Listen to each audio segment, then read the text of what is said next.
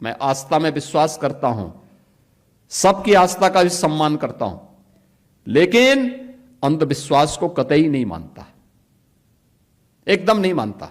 मुझे बोला गया था कि नोएडा नहीं जाना है। मैंने कहा क्यों? कहा वहां सीएम नहीं जाते। तो मैंने कहा क्या नोएडा यूपी से बाहर है? कहा नहीं साहब, ये मान्यता है कि सीएम उतर जाएंगे कुर्सी से। तो हमने कहा भी कुर्सी से तो एक दिन कुर्सी को जाना ही है, तो कुर्सी के मोह में हम क्यों पड़े? मैं जाऊंगा वहां जरूर। और मैं गया था, वहां पे।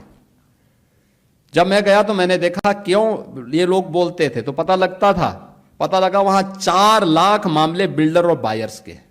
आप सोचो 15 साल, 10 साल, 20 साल पहले लोगों ने अपनी पूरे जीवन भर की कमाई बिल्डर को दे दी मकान के लिए, फ्लैट देने के लिए, और बिल्डर पैसा दबाई बैठा है, पैसा नहीं दे रहा है, वो मकान नहीं दे रहा है, कब्जा नहीं दे रहा है, बड़ी हाई राइज बिल्डिंग खंडर के रूप में बदल रही है। मैंने बैठक की अथॉरिटी की, Noida authority, greater Noida authority. तो ग्रेटर नोएडा अथॉरिटी मेरे पास आया, उसके सीईओ आए, कहा है साहब हम पे 6000 करोड़ का कर्जा है। दूसरी अथॉरिटी से मैंने कहा, उसने कहा साहब हम पे 3000 करोड़ का कर्जा है।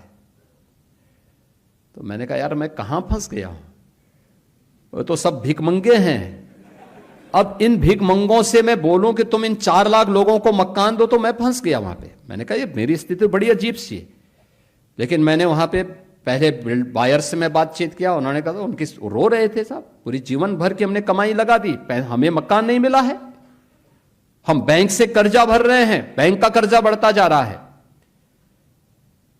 मैं बिल्डर के साथ मिला तो बिल्डर अलग से रोए, कहते हैं साहब हमने पैसा लगाया, लेकिन उस समय की सरकारों ने हमें पूरी तरह निचोड़ दिया है, हमारी सामर्थ्य नहीं है।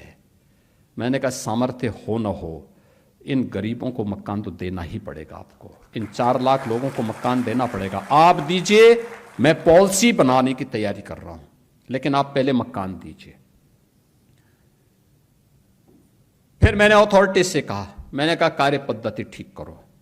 हमने रिफॉर्म की, कार्रवाई प्रारंभ की, भ्रष्ट तत्वों को वहां से बाहर का रास्ता दिखाया, और आज मुझे बताते हुए प्रसन्नता है 4 लाख लोगों को हम मकान दे चुके हैं।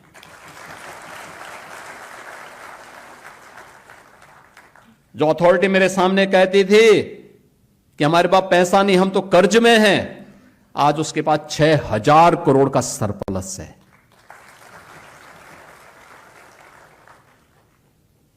आज दुनिया का सबसे अच्छा इंफ्रास्ट्रक्चर भी और सबसे अच्छा इन्वेस्टमेंट भी वहां पर है, और वहीं पे ये मैन्युफैक्चरिंग हो रहा है जो मैं भी चर्चा कर रहा था, ये सब कुछ वहीं हो रहा है।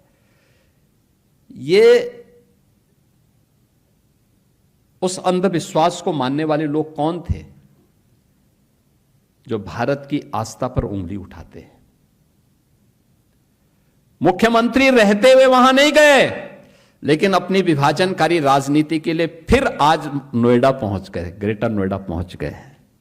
बहनों और भाइयों, इनके चेहरे को देखो तो उस समय वहां के विकास के लिए ये बॉटलनेक थे।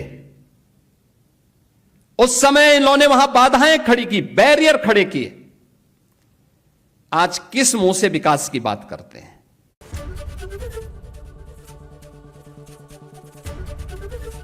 एबीपी गंगा, खबर आपकी, जुबान आपकी।